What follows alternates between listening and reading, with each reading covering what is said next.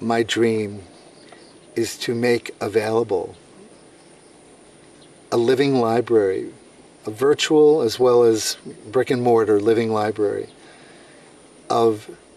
spoken messages of spiritual, humanitarian, religious leaders, known and unknown,